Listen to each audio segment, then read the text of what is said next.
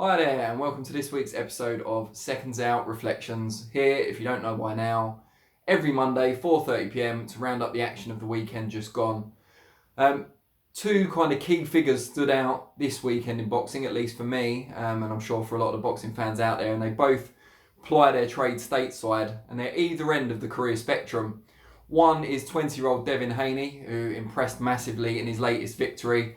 This one over a tough but outgunned Mexican in Antonio Moran on Saturday night. Haney in Maryland stepping up to the main event to replace Alexander Usyk, who was of course injured. He was supposed to headline the show in his heavyweight debut, but not too many people that attended the fight will be asking for refunds. Haney looked dazzling throughout the fight. His control of timing and distance was near perfect. Completely outmanned and outboxed his opponent, Antonio Moran, who was quite rangy and was ambitious, at least early on, but just couldn't come to grips with Haney's speed and his movement. Haney often been said that he's not a massive puncher, and Moran did soak up a lot, but when Haney finally got the job done, I think it was round 7 or 8, I'd have to double check, it was with a huge right hand, perfectly placed, one of the knockouts of the year. So I think when he hits you clean, he hits you just right, the power is there.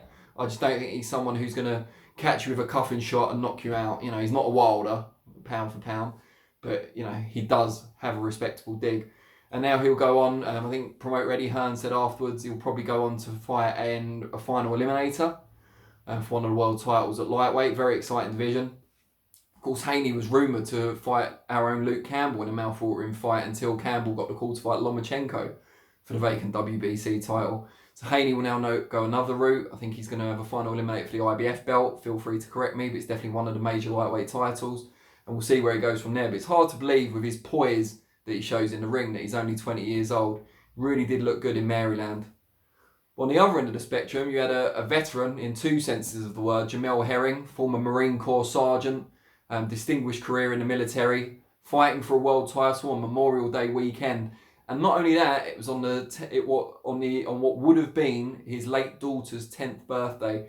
She tragically passed away just 2 months after she was born in 2009.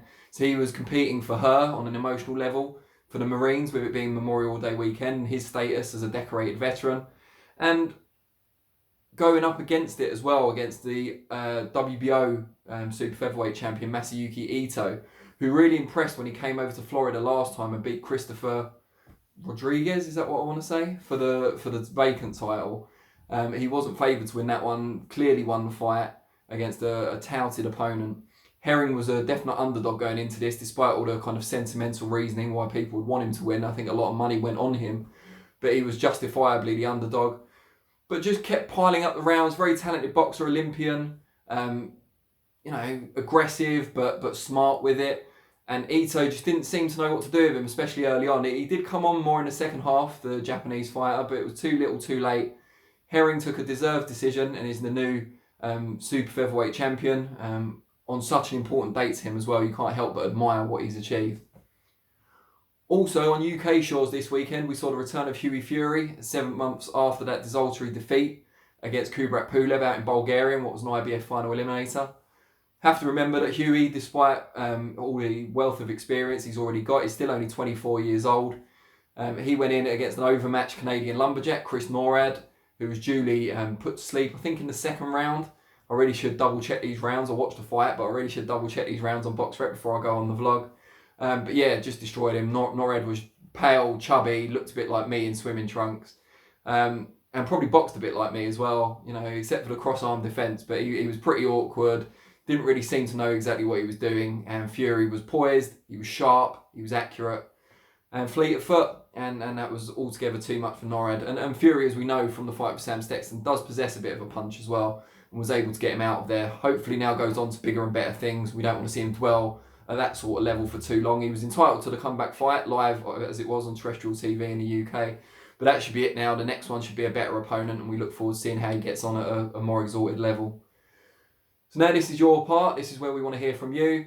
What did you think of the weekend's action? What was the fight of the weekend for you? What was the performance of the weekend for you? What does the future hold for Hughie Fury? And indeed Jamel Herring and Devin Haney. Tell us what you think. We'll be back next week, Monday, 4:30 p.m. again. But if you can't wait until then, we do the preview of the weekend's action, which of course includes Joshua against Andy Ruiz Jr.